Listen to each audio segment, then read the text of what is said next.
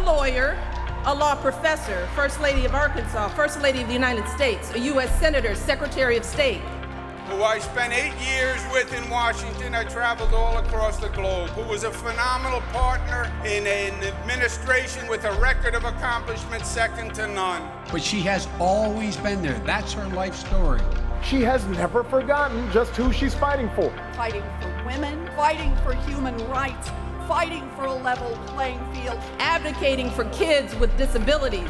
Fighting for children's health care as First Lady. Affordable child care in the Senate. Who fought for us, who was there for us after 9/11 when we needed a champion. Fought so hard for funding to help first responders. As Secretary of State, she has gone toe-to-toe with world leaders to keep our kids safe. And brought respect back to the United States. Who gets up every single day and fights for us. It takes a level of generosity of spirit to do what Hillary has done in her career and her life for this nation.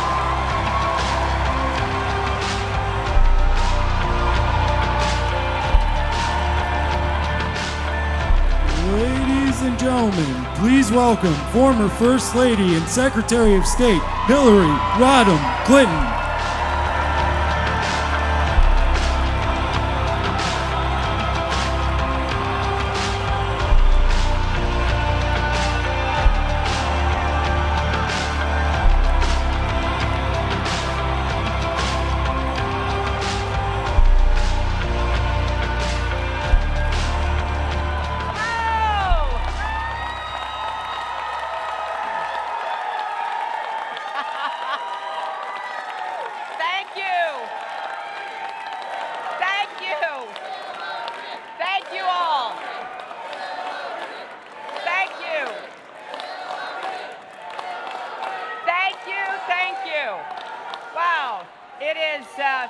It's great.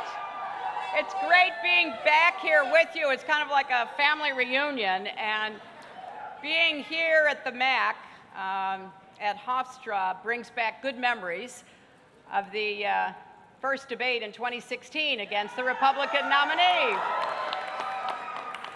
You know, that was also a little bit like the reunion, but the kind where you get cornered by that one person you least want to talk to. Despite that, it was a great night, mostly because I won, but those are the good old days. And I was thinking, I also remember so fondly being at this convention in 2000 in Albany when I became your nominee for the United States Senate. And I followed in the footsteps of Daniel Patrick Moynihan, someone whose words have been on my mind recently. Remember what he said? Everyone is entitled to his own opinion, but not his own facts. Well, as Democrats, you know, we believe in facts, and real ones, not the alternative kind. And it's hard to believe that even needs to be said, but that's where we are these days. And that's why it's so important what you're doing at this convention, helping to chart the future for New York. You know, there's a question that I hear a lot these days. What do Democrats stand for?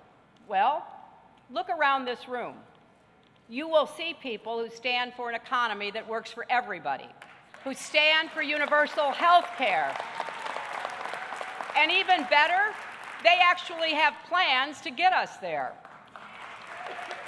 You'll also see defenders of civil rights and women's rights, LGBT rights, the rights of people with disabilities. Now, I personally do not believe these are minor issues. They matter to millions and millions of New Yorkers and Americans. So much of the progress we've seen in the United States has happened because we pushed open doors of opportunity to people who had been shut out. And we, my friends, are not going back.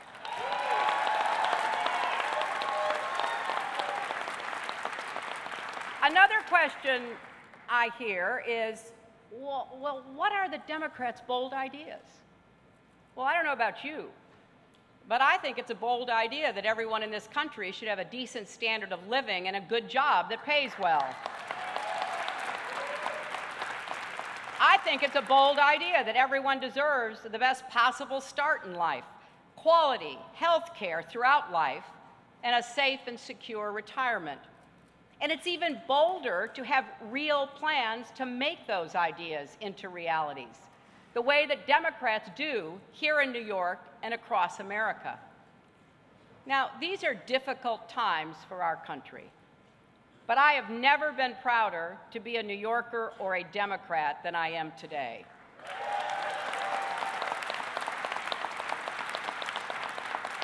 Let's remind ourselves, Democrats are the party that rescued our economy from the worst financial crisis since the Great Depression.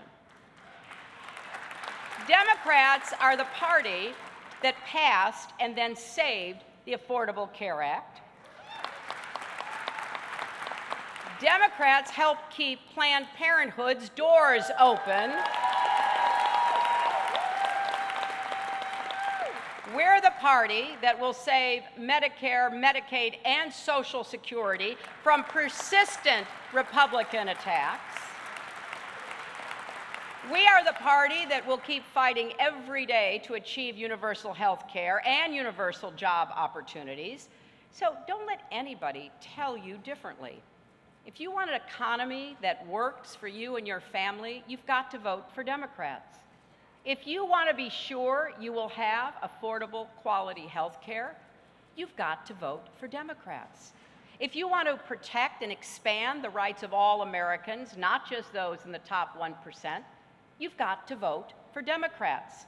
If you believe in a woman's right to equal pay and to make her own health care decisions, you've got to vote for Democrats. If you believe in well-funded public schools and colleges that respect our teachers and help students succeed, you've got to vote for Democrats.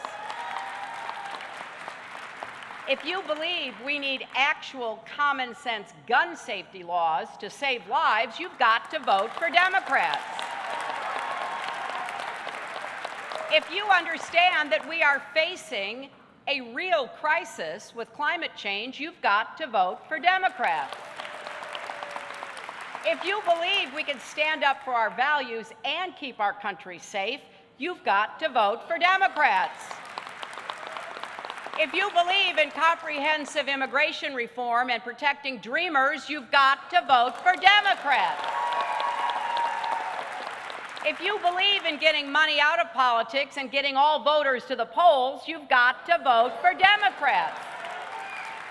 And if you believe that standing up for evidence and reason and respecting the rule of law is critical to our democracy, you've got to vote for Democrats. You know, now more than ever, we need leaders who will stand up for progressive values and stand up to those who try to turn neighbor against neighbor and sow seeds of division. Most of all, we need leaders who believe in producing results and getting things done. Leaders like Andrew Cuomo and Kathy Hochul.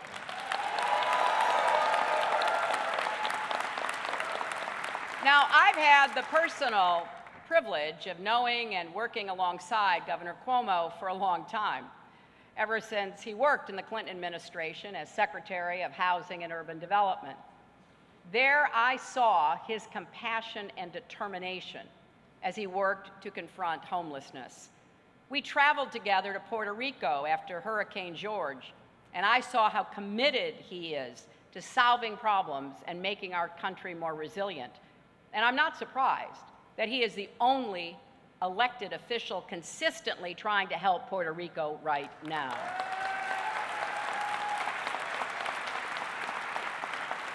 As our governor, he has led the way forward on so many issues that matter to New York's hardworking families.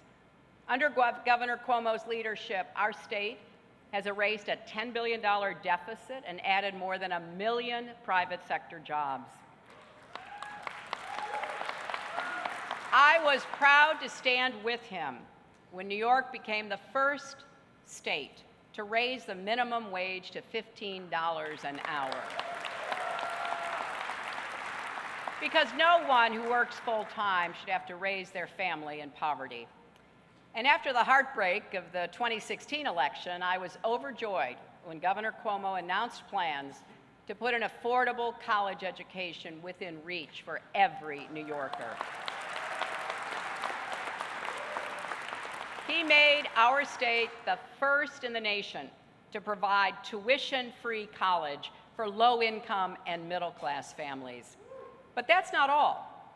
Since Governor Cuomo took office, New York has passed marriage equality, implemented common-sense gun safety laws, and adopted the strongest paid family leave policy anywhere in America. So our state is a shining example of the progress that's possible when we have tough, experienced Democratic leaders defending our values, standing up to the onslaught of attacks from this president and Republicans in Congress.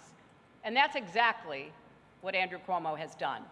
Whether he is standing with immigrant families, fighting back against tax changes that will harm New Yorkers, or writing an open letter to the administration after the school shooting in Texas, urging them to do something. He is not afraid to take on anyone who tries to hurt this state or our country. And I know he will continue to rally others to join this fight. And I hope he's going to have some new allies come November. That's one of the many reasons I'm thrilled that Stacey Abrams won the Democratic gubernatorial primary in Georgia last night.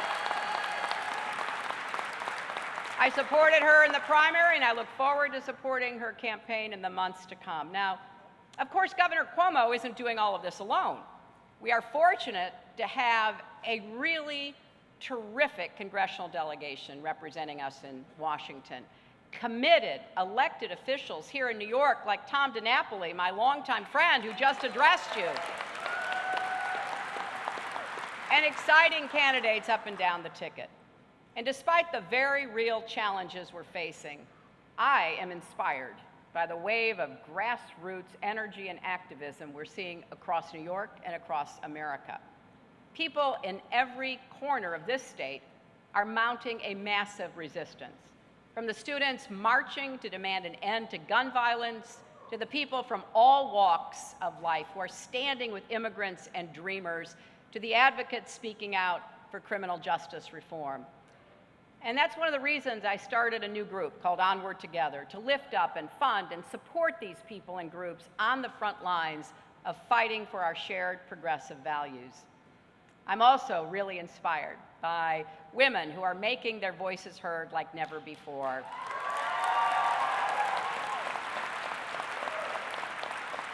It was women lawyers who first brought their colleagues together at airports to support our Muslim neighbors in the wake of the first travel ban. And it is so fitting that the state where Elizabeth Cady Stanton and Frederick Douglass and Susan B. Anthony and many others came together in Seneca Falls all those years ago to declare for the first time that all men and women are created equal, is now home to leaders like Lieutenant Governor Kathy Hochul. I've worked with Kathy for a long time, and I have really admired the way she has consistently stood up for progressive values in places where it's not so easy. Having represented this state for 8 wonderful years, it's one thing to stand up and fight for civil rights and LGBT rights and women's rights in a place where people already agree with you. But with Kathy, it was walking right into the lion's den, and she never wavered. She is one tough customer, and I'm so glad she's going to continue as our lieutenant governor. You know, we're lucky as New Yorkers because we stand on the shoulders of brave trailblazers and history makers. So our charge today is to pick up that torch, carry it high, carry it proudly, knowing that each of us is fighting, in the words of Elizabeth Cady Stanton, not for ourselves alone, but for generations to come. Now, we're not going to win every fight. Take it from me. But if we stand together for the values we share We will get there together. And then I know our best days as Democrats and New Yorkers and Americans are still ahead. Let's go win these elections in November. Thank you. God bless you.